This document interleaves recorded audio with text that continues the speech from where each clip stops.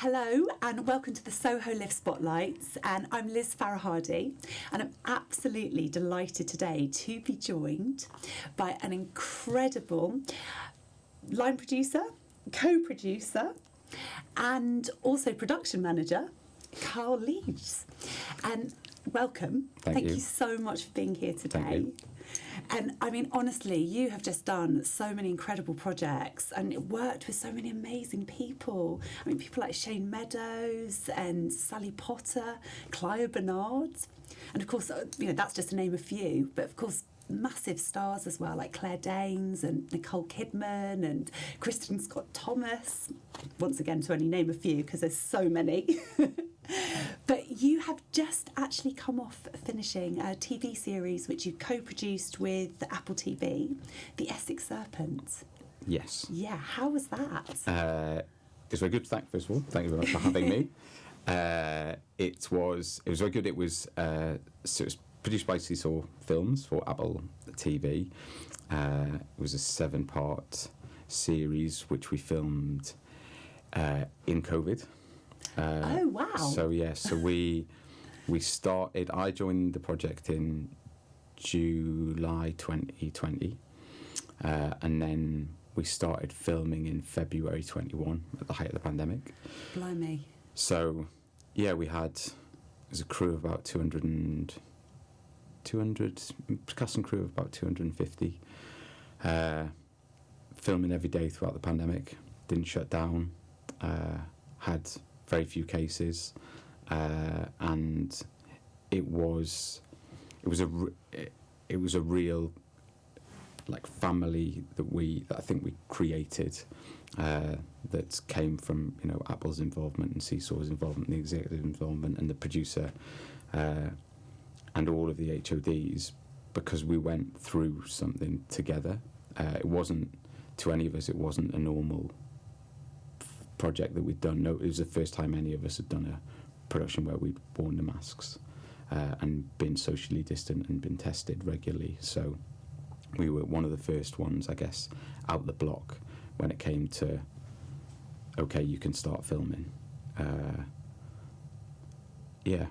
we brought a lot into the production to kind of that came out of a desire to still have it feel like we were acknowledging COVID was happening. Yeah. So we put little measures in place, and there were little initiatives that we did. But talking about the project itself, it was Tom Hiddleston, Claire Danes, Hayley Squires. They were like on that project we seemed to like quash the hierarchy more than any other project that I've worked on, because we were all going through something. Right. I mean, I'm interested as well, because obviously, like Clio, she's properly from the independent sector as well. Do you think that was a factor in it too? Definitely. I think when you everyone comes from somewhere, right? So, and everyone's going through something, but it was new to her. It was new to her doing something that she had to break into 6 parts. It was new to her, something that that there were different, that she wasn't the writer-director on, because there was another writer, Anna Simons, and it was based on a book. So it's all come from this place. So it was bringing people in who were experienced in doing that and could support Clio in that way. And she's she is a collaborator. Like, the word collaborator was almost made for, in the way that she will listen to anyone's ideas or thoughts on things that are happening, because she's just constantly looking for the most authentic and the most truthful way to do anything. So she didn't have grand expectations of the way things could be. She wanted to keep it small. She wanted to bring in people who she'd worked with before, or use methods that she'd worked with before. She was always keen to have it feel, to have it for everything to be possible, but for everything to feel like it was connected. Oh, that's amazing. So yeah. Something I wanted to ask, so obviously a project like that, that's a lot of people to have working on there. Yeah. Do you think people that want to break into the industry are aware of just how many job opportunities there actually are within it? No way. I mean, I don't come from I don't know anyone I didn't know anyone in film or TV before I started working in it. It didn't grow up around cinema or film or TV. And then when I graduated uni, there was, I knew about 6 jobs. It was the producer, the director, the writer, the camera person, the editor, the sound person. 6, maybe 7 roles. And then the first job I did, even though it was a micro-budget feature film, there was 50 crew. Yeah. And so I'm just okay. And I was hired as a runner, or as a production assistant to start with on the project, I think, and then I ended up being a floor runner.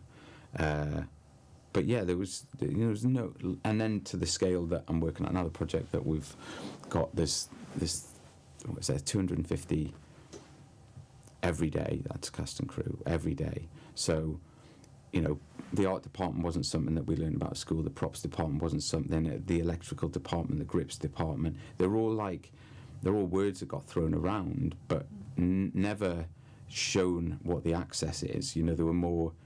It's like the education systems that we have at that level that we were given were very much about, if you want to do one of we're teaching you how to do one of these roles, and those were your avenues. So no wonder so few people go from into the film industry that way, because they don't think about an access to okay, I'll go and work in electrical, I'll go and work in graphics, or I'll go and work as an art department, I'll go and work as this, because, and even prior to uni, people who at 18 years old could in theory, 18 years old could in theory go and work within the props department, or could do an electrical apprentice, or could start doing a grip apprentice as a trainee, or to go into the production team as an assistant. There's so many avenues in this industry, but the connection to grassroots, and then that falls into the larger conversation about diversity and representation. Just, it's not there that I can see. Going into and I'm not saying that's a fault of the industry. I'm saying it's our responsibility as people who work in the industry to go into the schools and to talk to kids, and to not be the producer talking about it and the director talking about it, to go in with the location manager, to go in with the location assistant, to go in with the set dresser, to go in with the sound assistant, and just be these are all of these roles, and everyone comes from a completely different place.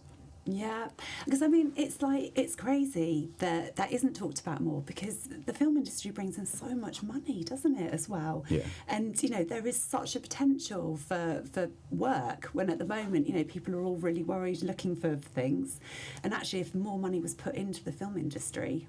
Well, I mean the government's listening. They will be somewhere. The thing with that is that there is the rate that film and television production especially has grown in the UK in the last 5 years is exponential.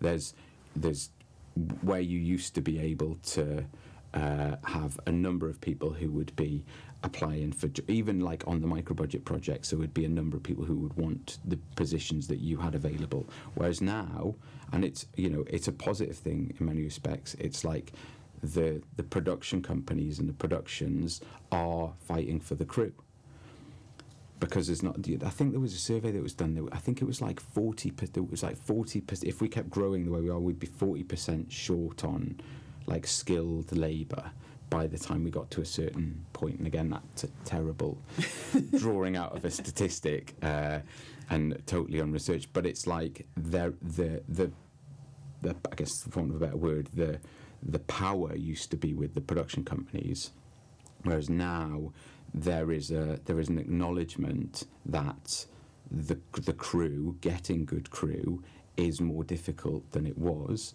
because there is so many opportunities for these good crew, because there's so many productions. And so if we don't start engaging with the grassroots and nurturing that level, then we're just gonna, and also what's happening is that other people are getting promoted quicker than they would naturally. I mean, I spent 2.5 years as a runner, whereas I think the longest you do as a runner these days would be a year. So and I do 2 years as a third AD, and I think probably it's the number of jobs that you do now.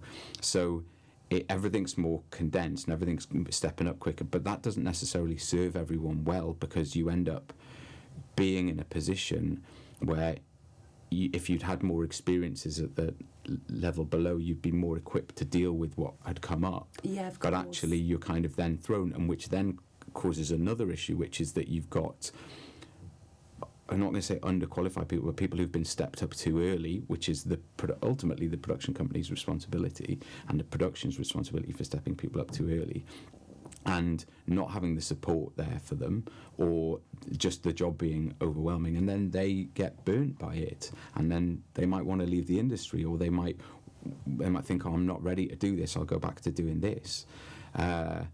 So the number of opportunities that is available in the industry is ginormous, and the potential for growth within the industry is huge, because we've got all the platforms that are over here now. Apple have got Apple, Netflix, Amazon, Disney, Warner. They've all got setups in the UK now, and so and that will continue. I can't see that ending, and unless there's something where we price ourselves out of the market. But we've got a good incentive scheme in terms of tax incentives. So to come back to you. Sorry. No, don't say sorry. No, that's really interesting. No, I wanted to ask, because obviously you're talking there for people that be watching this and people who are thinking want to get into the industry. It's kind of understanding what those roles are as well. Yeah. And you've mentioned a few things, because you've co-produced, you've line produced, you've been a production manager. You mentioned being an AD as well. Yeah. Very sort of briefly, could you just maybe explain what those jobs mean, what they entail, and sure. how you got there? Yeah. So when I left, so before I went to uni, I didn't know anything about the film industry. Didn't even really know anything about uni. And then when I graduated uni, one of my lecturers at uni was producing a micro-budget short film. There's a lecturer who I'd kind of butted heads with at times, because I challenged, being like, what are you teaching us about the film industry? We were doing a course on packaging and marketing for a short film, and I was like, I got to get something that actually skills me for what I'm about to be dropped into here. I'm not about to go and start promoting short films around the world and earn a living from it. I need to know the core, what we're doing here. So we'd had a very good sparring session, if you like, and then he brought me on to their project, which is in Newcastle, as a runner. Again, didn't know what I was doing at all, and then ran on that project hard, ran literally was a runner, and then from there they took me to Germany, because they were shooting for a week in Germany as part of their AD department over there. So I was like, okay, I'm an AD now. And then when I came back, there was a number of there was a thing called Stingers, which Northern Film and Media, which was a regional screen agency, were running, where they would basically provide opportunities. The three grand projects would be awarded, so you could go on those projects, and you could be, you know, as a runner, I was suddenly a third AD, and then I'd be a first AD on a project. So I learnt about ADing, which is essentially the role of you're doing as a first AD, you're doing the scheduling and the management of the shoot, and as a second AD, you're supporting the first AD and looking after the cast, running the base, making sure that everything's working timing wise. You're producing the call sheet on a daily basis. As a third AD, you're charged mainly with working on supporting the first AD on the floor, and then dressing all the background, and then liaising with all of the other departments and passing the messages on from the first AD, and then as a runner, supporting the third AD and the first AD on the floor in their position. So that's a very brief summary of what an AD does. There's a brilliant book by an American who was a first assistant director, called Ready When You Are, Mr. Coppola, Mr. Spielberg, and maybe Mr. Cameron, Mr. Coppola, Mr. Spielberg, a guy called Zimmerman, and he, like, it's the first time I read that book and I was just like, oh, this is what an AD does, this is amazing. But I had done no education prior to that, and even I was reading that when I was being an AD, and ADs hadn't read the book. And that's, just to clarify, that's an assistant director. Assistant director, yeah. So first assistant director, first AD, second assistant director, second AD, third assistant director, and even now that department has expanded from when I was doing the job, because there were occasions, but you've now got a base runner who works with the second assistant director on the base. You've got crowd second, which was always there, but is much more prevalent on every shoot now. Is that from who COVID? Deals? No. It's just from, like, they were just like, we need a second assistant director. So it used to be that the second assistant director was charged with booking the background as well, and now you've got a crowd second assistant director who is booking the background and dealing with communicating with the director with regards to the background and the extras that are on the project. Then you've got, like, a crowd third who deals with all of the crowd on bigger crowd days when they go to the floor. So that department, from what was maybe 6 or 7 people, has grown to like 13 people. So there's even more jobs available. Yeah. And what about the producing? What's the difference between a producer and a line producer? So my roles have been production manager, line producer, co-producer, and I have produced, but that's not what my that's not where I'm at. Yeah. It's something that I did, but it's not my career, if you like. So the production manager is there to support. They work within the production department, and the department generally goes line producer. Now it's, I mean, so what if we do it in today's terms? You go line producer, unit production manager, sometimes production manager, production supervisor, production coordinator, you might have 2 of those, assistant production coordinator, you might have 2 of those, travel and accommodation coordinator, production secretary, production assistants, production runners, production trainees. So that's, but on a smaller production, I mean, on the feature we did, it was me and the production coordinator. So the feature you're talking about, Brilliant Love. Yes. Yeah. So I mean, that premiered at Tribeca, didn't it? Yes. And was that a bit of a game changer for you? Yeah. So that. The production that I'd done when I first came out of uni was with this production company, and the person who was in the partnership of the company was leaving, and the producer had got this money from the regional screen agency and some private equity to produce a micro-budget feature film. To produce a number of micro-budget feature films, he invited me to go and serve as a production assistant, as a producer's assistant at the company, and then over the period of time I was there, by the time it came to making the project, it was, okay, you're the production manager on the job, actually you're the line producer on the job, and by the end it was, we're going to give you a producer credit on the job.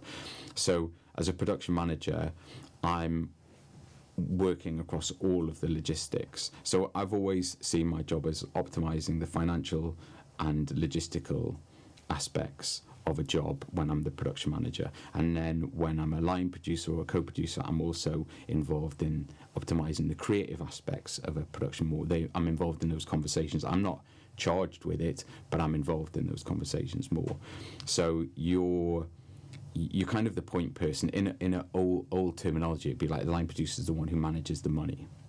But I never saw it as that. I'm the one who reaches out to the HODs and helps set up the meetings that the producers want, does research into all of the HODs that we're employing, making sure that they're right for the project, or that, like, getting a sense of background, reference checking them, if you like, and then splitting up the budget that we've been given for the project into the various departments, and then giving them the budgets, and then working closely with them so that they feel supported with the money that they have.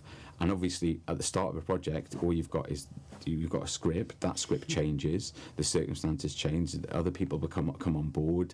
You know, money is required in places where initially you thought it would be required and now it's not, or some places require more money that didn't have it initially. So you're constantly moving pots of money around within the global budget, and then you work very closely with the accounts department and the financial controller, and the relationships with the producer. My key relationships are with the producer, with the director, with the financial controller, with the production department, and then from there it's having strong relationships with all of the heads of department, and then from there making sure I've got strong relationships with all the crew, so that you don't feel like there's a like you kind of quash this hierarchy, so that you're not in this ivory tower that's kind of away from everything and not listening to what's happening on the floor, because ultimately the floor is where it comes from, because as soon as that machine starts moving, you're there to facilitate it. So the closer you are to knowing what's going on the floor, the much more equipped you are to react to what's going on. And I want to ask you as well, because one of the things that we champion here at the Soho Live is about, films that are shining a light on stories that matter, but also what's going on behind the camera. Because in this industry, I mean, just what you're describing there, there's a lot of work, isn't there? Yeah. And it's really easy for kind of crews and everything to suddenly be finding themselves doing insanely long hours, especially with smaller budgeted projects. And I know this is something that you are very passionate about as well, with looking after everyone.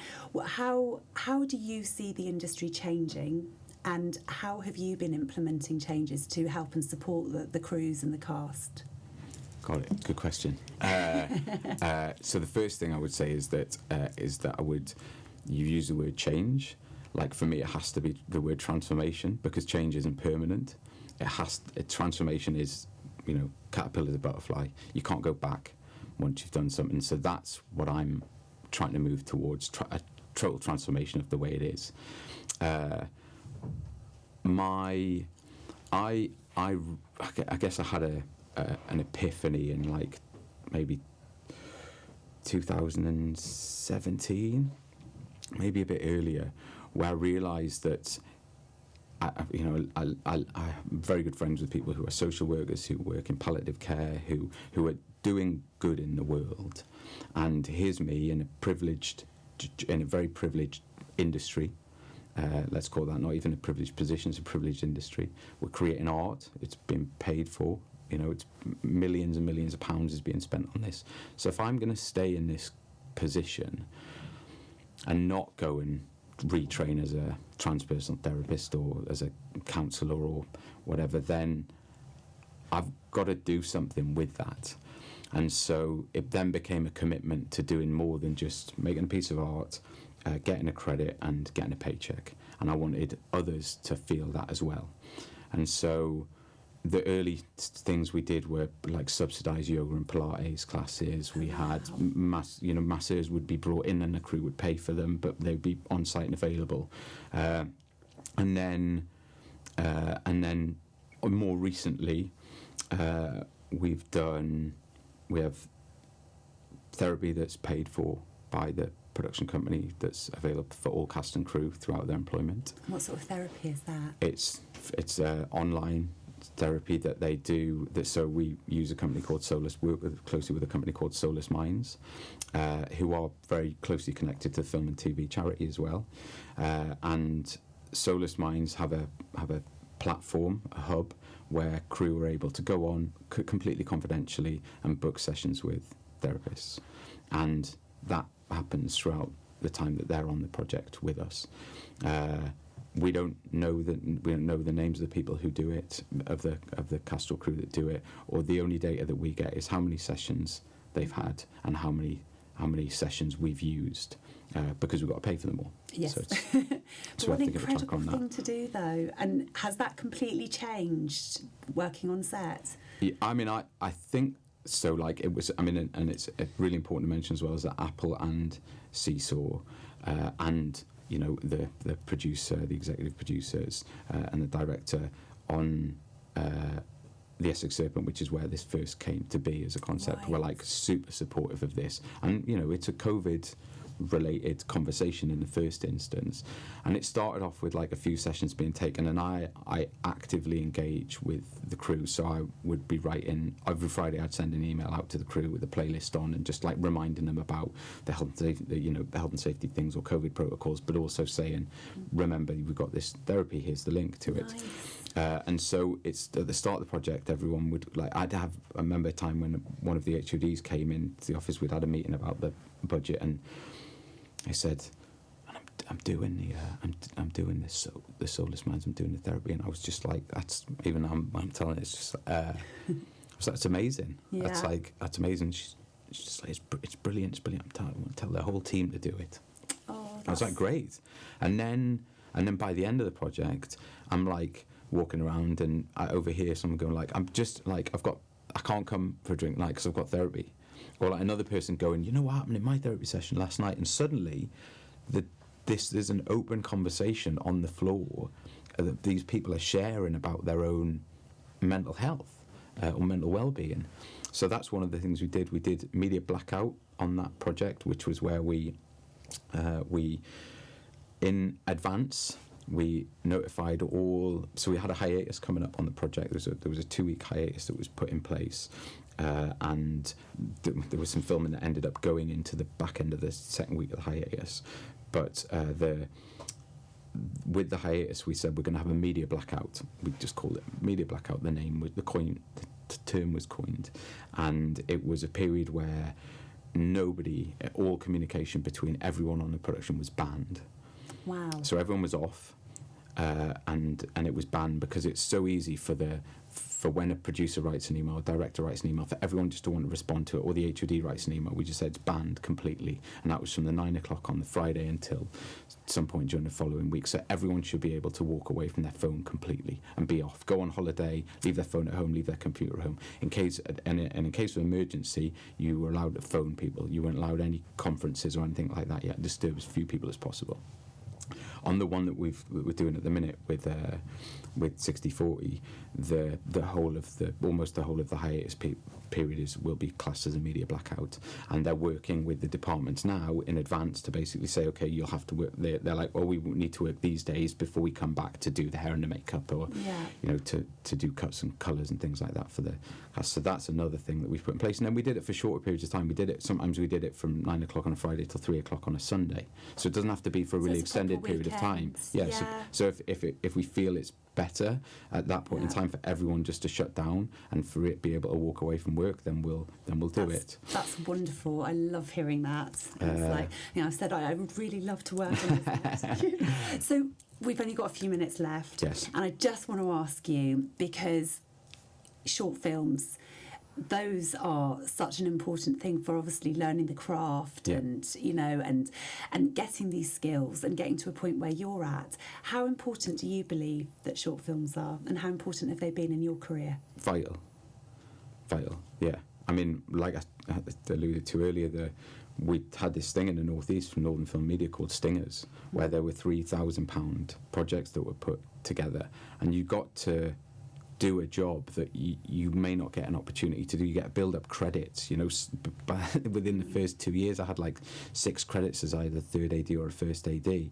Now when you're in the regions and you're not in London, that might happen in London, you might be able to build up a runner CV really quickly, but when you're in the regions, it's not that's not there, and it's not there now either from what I'm aware. No, so much has been because it's all part of the same, Creative England. So in that regard, like getting involved in short films, getting to festivals, like it gives you something. It's like we exist at the start of our careers, or just people for the entirety of their lives. Their whole value is tied up on what other people think of them and about proving themselves.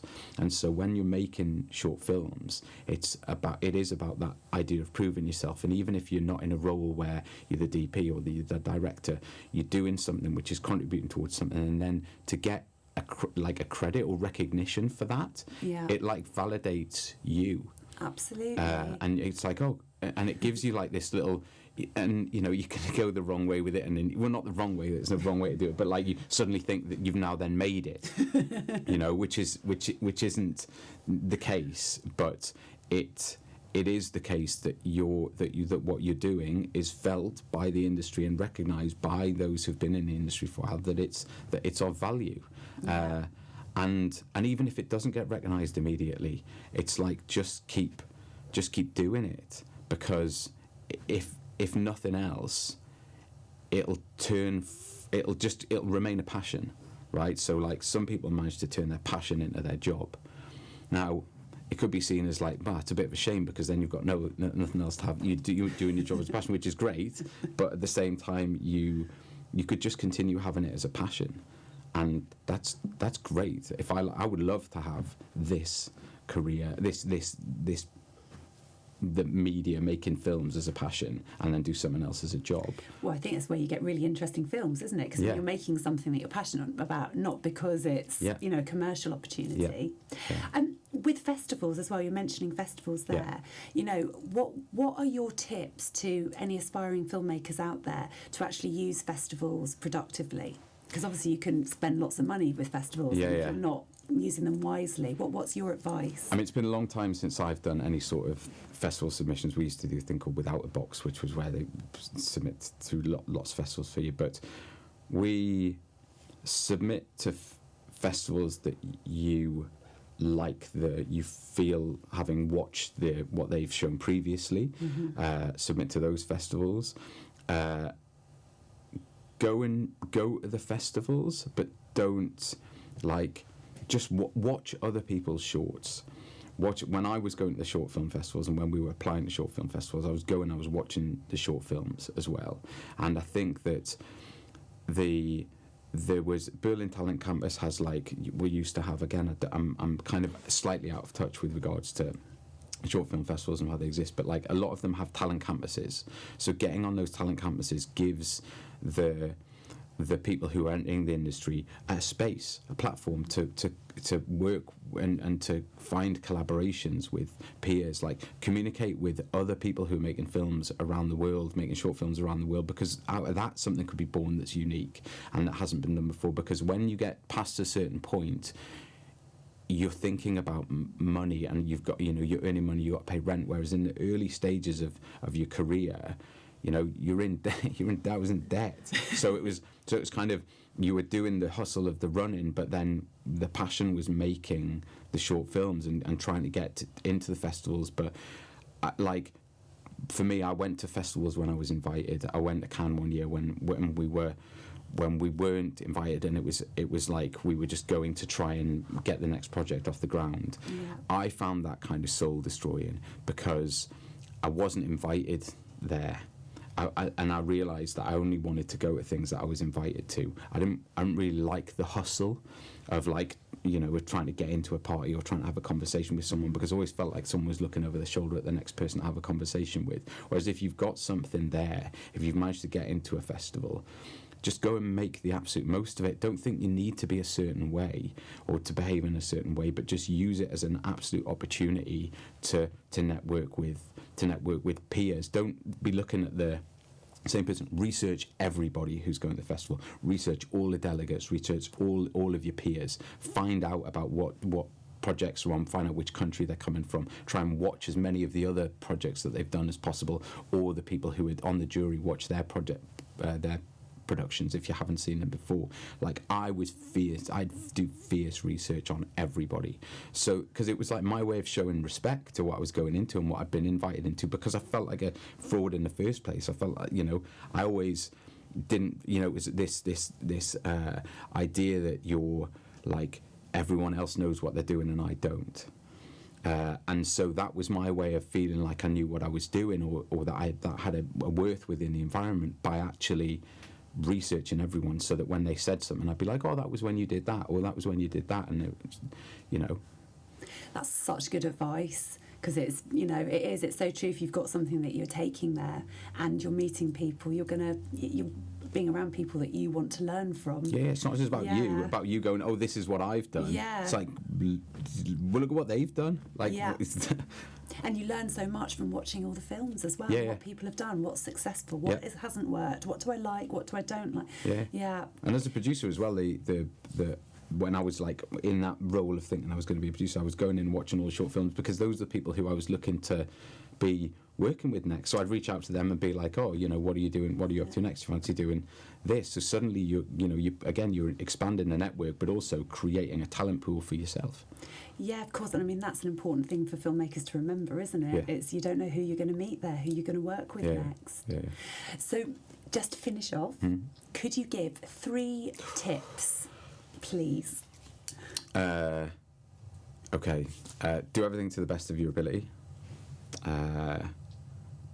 Act with integrity. Always have your integrity at all times. And if you